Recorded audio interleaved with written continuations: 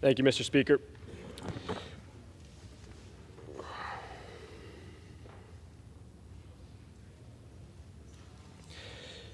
Mr. Speaker, recently the United States has considered issuing a central bank digital currency.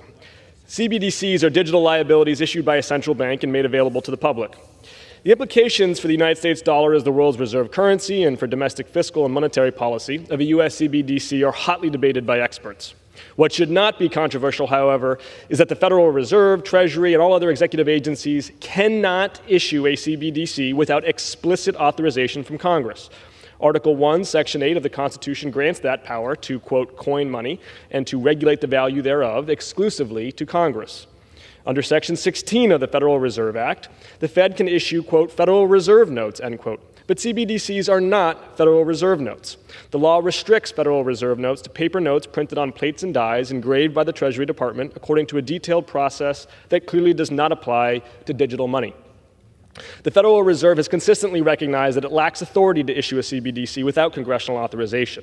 The Fed published a report on CBDCs in January 2022 and said it would not issue a CBDC without, quote, clear support from Congress, quote, in the form of a specific authorizing law. Fed Chair Powell has personally affirmed that view on multiple occasions since the report was published. For example, last September, he said during a panel discussion on digital finance that the Fed will need approval from both the executive branch and Congress to move ahead with a central bank digital currency.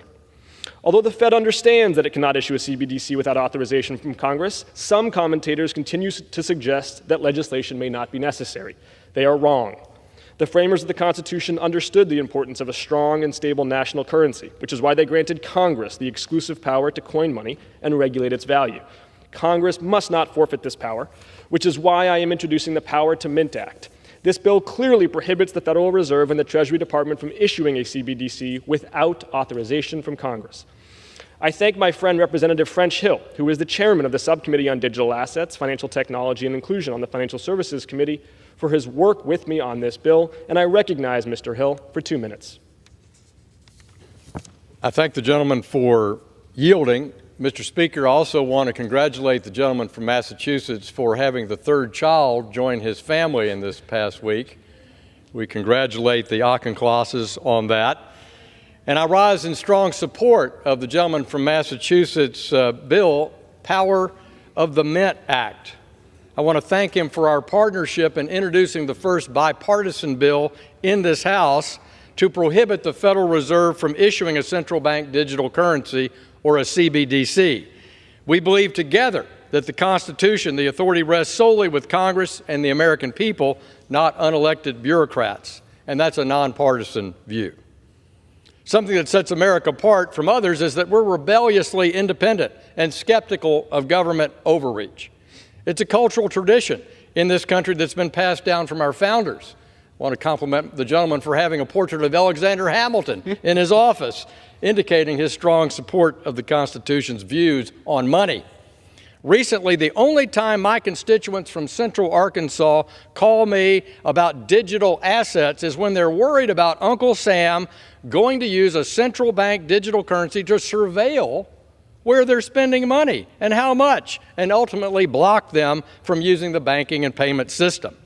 Instead, we're working collaboratively on a bicameral, bipartisan basis to believe that innovation belongs in the private sector. And that's why we have this coalition working in both the House Agriculture Committee and the House Financial Services Committee to craft a regulatory framework that preserves Americans' privacy, preserves American competitiveness, and puts America in the right form for digital future in money.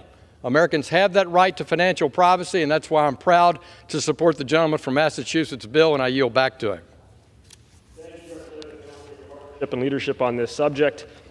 The benefits that the United States enjoys due to the dollar's global reserve status have been called a, quote, exorbitant privilege, but that privilege rests in part upon scrupulous observance of the rule of law in how we regulate our currency. The power of the mint reinforces the rule of law by emphasizing Congress's authority to control the future of the dollar. I urge my colleagues to co-sponsor my bill and keep the power to authorize new currency with Congress. Thank you, and I yield back. The chair recognizes